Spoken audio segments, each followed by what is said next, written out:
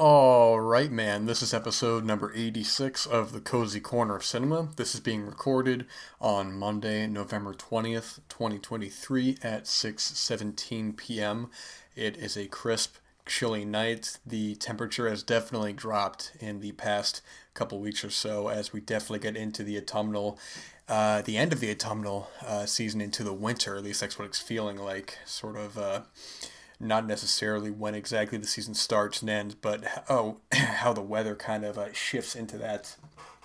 Because I think it's 20 some odd degrees out there, and it definitely feels that way if you step outside with the sun down. I mean, it's recording this at night right now, so I think this is the first time I actually recorded this at night. I wanted to make sure I get this episode in because I was going about my business today and realized that I needed to get an episode out.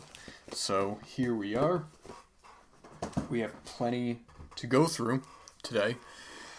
And this week as well. This is Thanksgiving week, so a lot of us have time off of work, time off of school. We're going to want to use that time wisely and not waste it, as we wrap up the end of the year soon. You're going to hear a lot of people say that the year's been going by so fast and how time's going by so fast, and sure, it could feel like that, but at the same time, it's also about questioning whether or not you've used the time in the way that you saw fit to make your life's work and your life's dreams come true.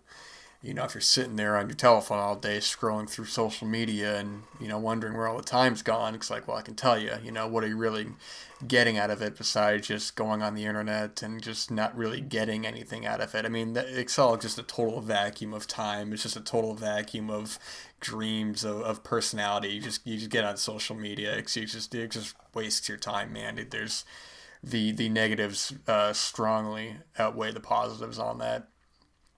That's why, you know, whatever situation that you're in, if you have the opportunity to make your life's dreams come true, you got to put in the work, got to put in the time, put in the hours, man. Because if you're not, you're going to be sitting by and wondering why this person has A, B, and C, and you have none of them, man. Oh, how come this person's doing exactly what I want to do? It's like, well, because they put the time, they put the effort into it, and now they're reaping the benefits and the rewards, and, it's not too late. You just got to examine your own situation, examine what it is you want to do in the time that you want to do it, and to, get away from just nonsense, sort of pointless conversations and pointless socializations, man, just to really kind of get rid of all of it, man, because it's just not going to be doing a whole lot for you. And when I say that, I mean more so nothing, socializing in non-productive ways, because there are many people whom I enjoy the company of and talking with, because you're actually going to get something out of that conversation. And then there's just some people, it just goes in one ear at the other. There's nothing productive going on. You're not going to remember anything besides petty small talk that just doesn't get you anywhere. It's just, oh, how's the weather? Oh, this and that. And of course, you want to be polite. You don't want to be a jerk and say, I'm not doing that. But at the same time, I think that if you want to lead a fulfilling life, you have to be assertive without being rude. So if somebody says, hey, you want to come out and you want to go to a restaurant, or you want to do this or that and spend some money, if that's what you want to do, then hell yeah, man, go for it. But if you're like me, if somebody asks me, hey, you want to go to a restaurant or you want to, go out and whatever, I say, thank you for the invitation, but no thank you. I have no interest in that, and I'd rather be using the time to do my life's work, which is never ending reading, watching, and writing, all three of which have been done so much the past week since the last episode, and will be done so much more. I finished another project I was working on. I met the deadline for that, so that was completed, and was very positively. I felt very positive about the final product on that. I thought it all came together in a very well done fashion, as well as began a new project as well, a bigger project that I've been kind of going headfirst into, and so far it's been incredibly fulfilling to really put the time into that. Actually, last night I was on my second film of the night, and I was just thinking about this project that I was working on, and I was just halfway through realized I was not fully engaged with this film. It wasn't a bad film. I just couldn't separate myself from the work that I wanted to get done. So I actually paused the film, which is not ideal because sort of, different films need to be seen in different situations. I understand that if you're going to be watching a very long film, that maybe, if you might not be able to watch Satan Tango in one sitting.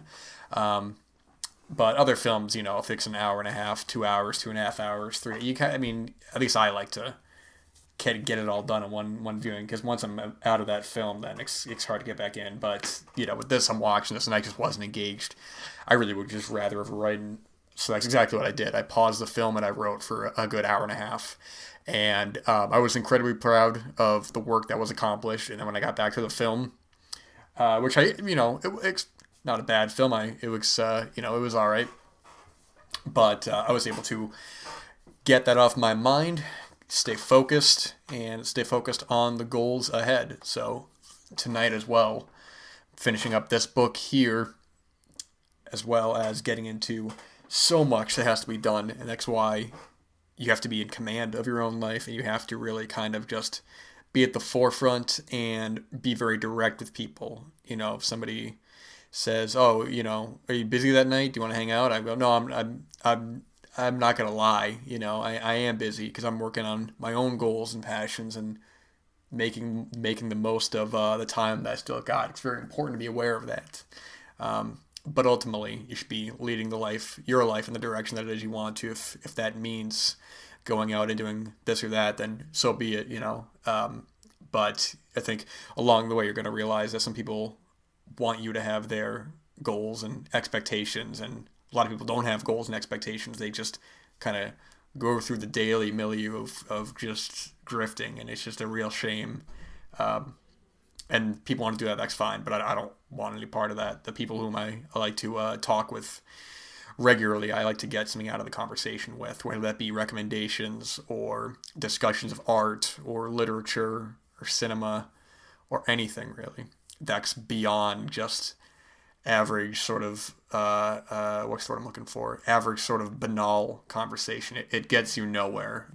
But with the chill that's in the air, we're getting into a totally cozy kind of mentality. These are the perfect nights where it's staying in at night, wrapping yourself up in some comfortable clothing, putting on some slippers, as well as getting under a blanket, perhaps watching a film, reading a book, getting what it is ever you want to get done. It's just such a great feeling this time of the year when you're just in the house. You got a hot beverage with you, maybe it's hot cocoa or tea, or maybe not coffee if you're drinking it late at night, unless you're intending to stay up, then so be it. It's just this time of the year is just one of my favorites.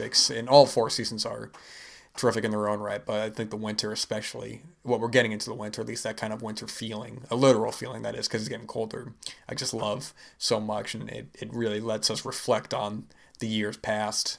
The year past, I should say, as well as the years past, and what we want to achieve in the next one, and what we want to achieve every day, and one step further to living the life that we want every day at a time.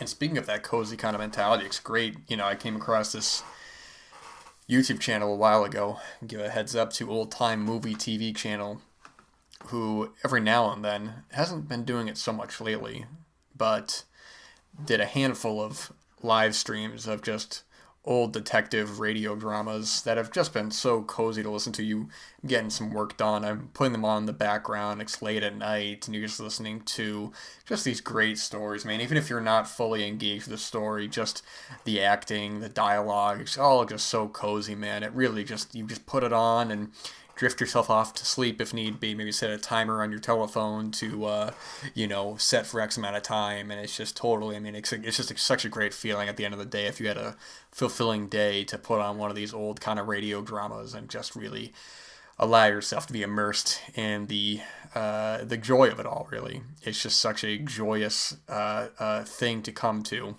And I'm sure there's many, many resources to come across a lot of these at. However, this is just one that happened to be recommended to me from YouTube, so definitely will be keeping an eye out on any further uploads. But with that in mind, when I talk about productive conversations, it's productive conversations not just with people whom you associate with daily, but I'm thinking of when I went to go see Todd Haynes' new film, May December, which will be on Netflix, I believe, sometime soon.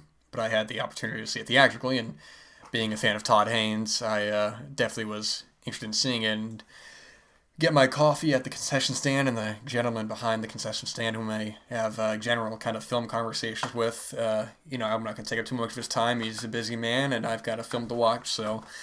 But we were talking about Todd Haynes a little bit. He says he's a fan of Poison, but he hasn't seen Safe yet. So now, when you talk about these films, they kind of get on your mind, and then you start to think to yourself, well, have you seen Poison? Have you seen Safe? Have you seen Far From Heaven or Carol? Or, these films kind of just run through the milieu of your mind, and you think, okay, well, hey, it's November, there's a Criterion sale. Safe is available on Criterion. Maybe that's a film that you should be, keeping an eye out on, or at least just writing down for a future sort of viewing.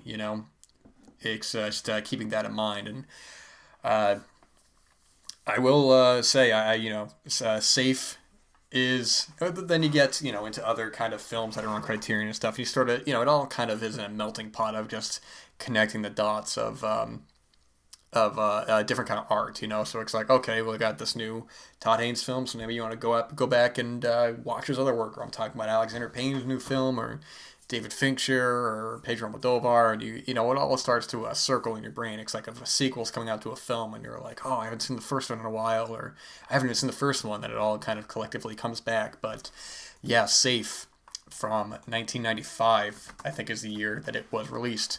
Julianne Moore starring, Todd Haynes directing, and coincidentally, this came up not even in a conversation about Todd Haynes, but I was listening to a discussion with one of my favorite screenwriters, one of a duo. Mr. Larry Karaszewski was on Gala Avery's show, which was recommends me on Spotify. And Larry Karaszewski is just such a fascinating, just intelligent man. He's him and his partner Scott Alexander, his writing partner, have written just many great biographies, films like Ed Wood and People versus Larry Flint, Dolomite Is My Name, Big Eyes. They've also done some other work like Problem Child 2 and Asian Cody Banks. They're just very talented screenwriters, and I just love listening to Larry talk about any and all films. And this was a film that got brought up in the conversation when they were talking about California films, and it's a film that I had only seen once, and I actually forgot that it was in California. I think I sort of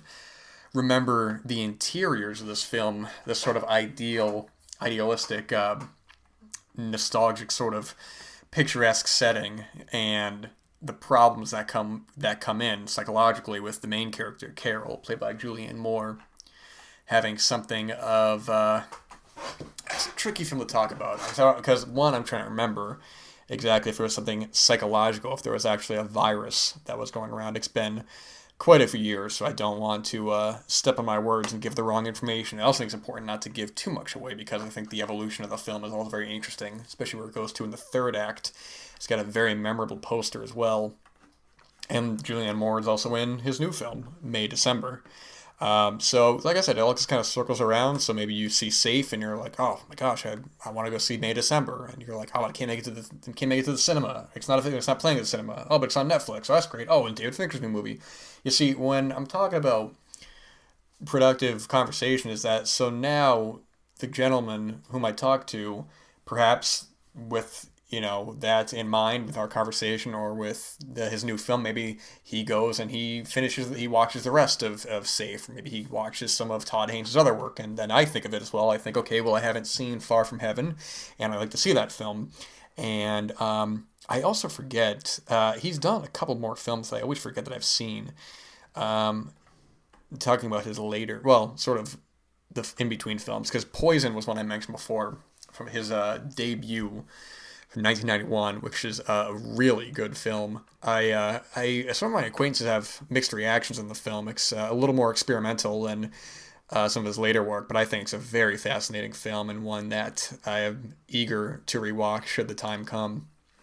But I like some of his other films, like Velvet Goldmine, which I've seen, Far From Heaven, which I have not, I'm Not There, which I've seen, his mini-series of Mildred Pierce, which I haven't seen, and I actually just watched the original a couple months ago, I think, and that was just such a terrific film. So Perhaps I will have to keep this in mind going forward. Then he did Carol in 2015, which I've seen. He did Wonderstruck in 2017, which I have not seen.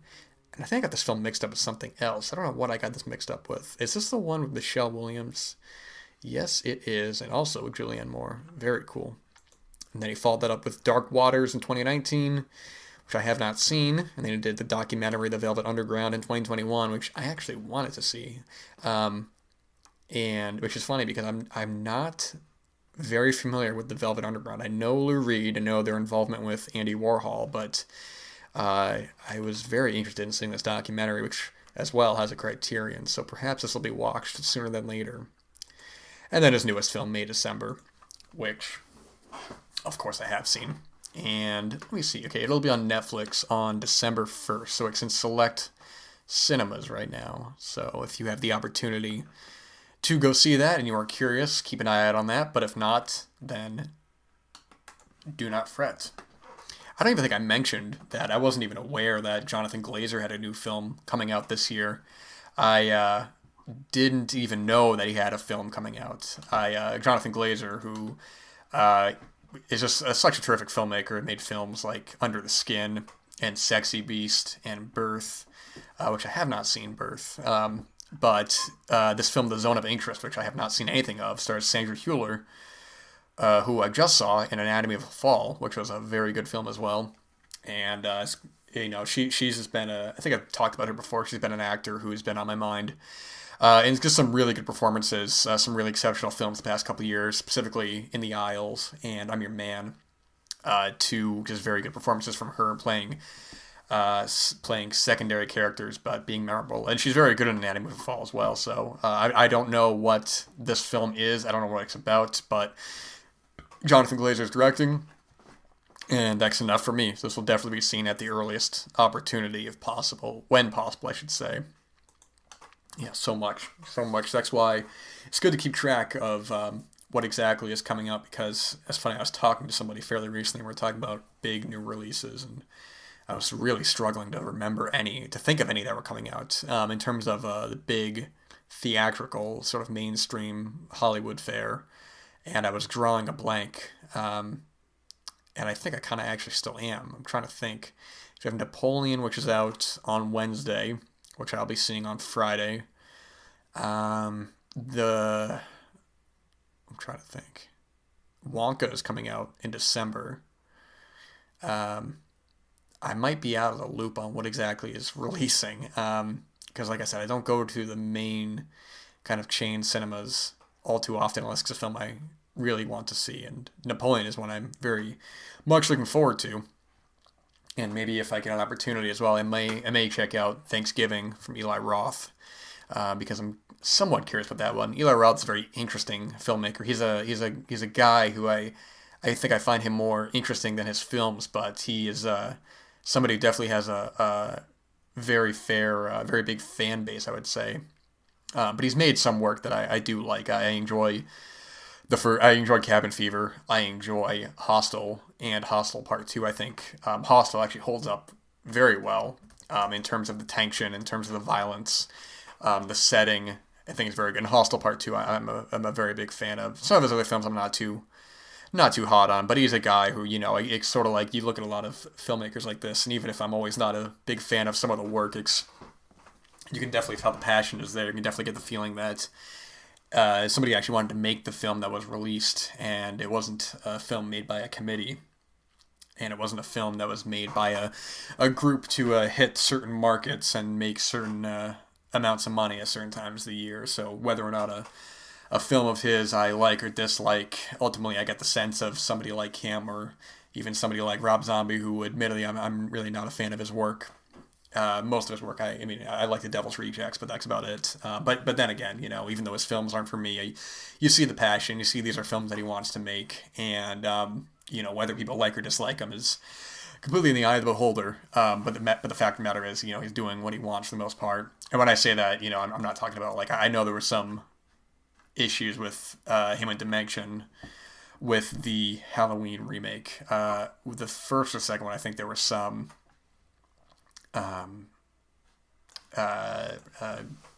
production issues.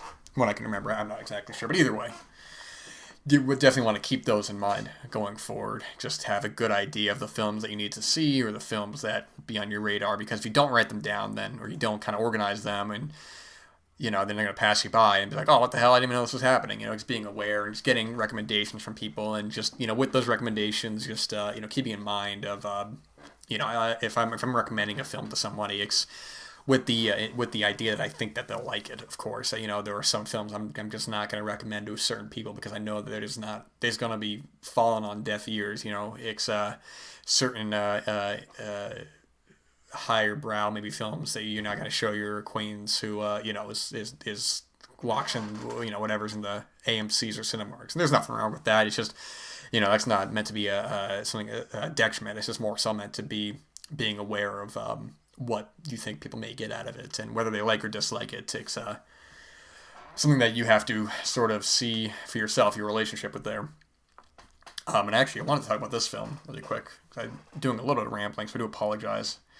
I'm drinking this cola right here to keep myself going and making sure the microphone is being consistent. I was having so many problems with this before, and I don't know how many times I said I'm gonna get a new microphone. I have not, because it works just enough that it has not motivated me to completely jump ship just yet. But one of these days, although I feel like I've been saying that for about a year now, so whenever that day will be, we'll see. But I want to talk about this film. Speaking of Larry Karaszewski from before, this is a film that I know he's a big fan of. I saw him post about it, and I think he even may have done a Trailers from Hell on it. I want to actually check that out. If I type in Larry Karaszewski, and last summer, he did do a Trailers from Hell. This was directed by one of my favorite filmmakers, Mr. Frank Perry, written by Evan Hunter and Eleanor Perry, starring 4 main actors. We have Barbara Hershey, Richard Thomas, Bruce Davison, and Catherine Burns. And I didn't know anything about this film, which is kind of how I like to watch a lot of things. I'm watching the film, and I think the less I say about it, the better, because it's a film that takes you really by surprise and takes some turns that I think if it was done by a lesser trio, these 3, then I don't think it would have worked as well, because what's interesting about this film is that it has certain drastic tonal shifts where characters will react in a certain way that you could say seems kind of left field, but in a way I think works entirely.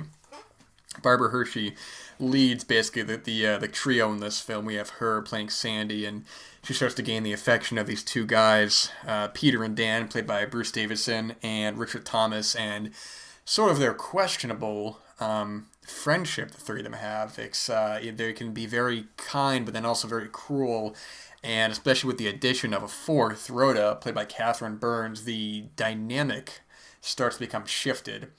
And I think the less said about what's going on, the better, because when I went to go look up if this was on YouTube to watch, because I think this does not have a Blu-ray to my knowledge. This might still just have a DVD. Now, how common is that DVD? I'm going to tell you right now. I'm on eBay right now, and it looks like the top one that came up is about $20. I don't think this is an official release. The version that I watched online, it looked fairly it looked like a VHS.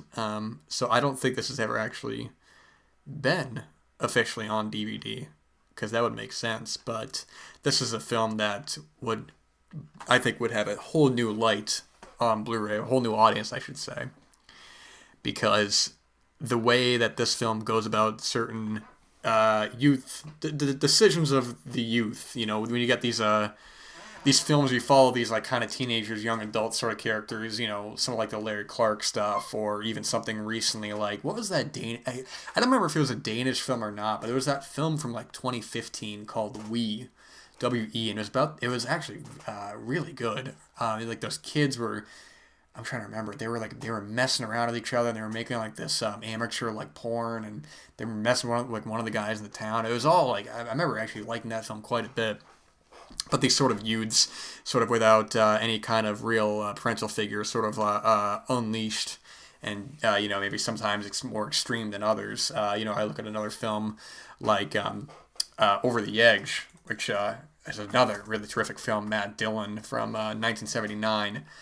Recently just got a Blu-ray from Arrow UK, directed by Jonathan Kaplan, and that's a really excellent film about these kids who were in this town, these teenagers. They were in this town, and basically when the town got set up, it was really just for the adults. There was nothing for the kids to do, so they really started to rebel and cause problems in this town, and sort of the escalation of violence, and eventually the sort of big kind of final act, and it's just culminating in just a real big kind of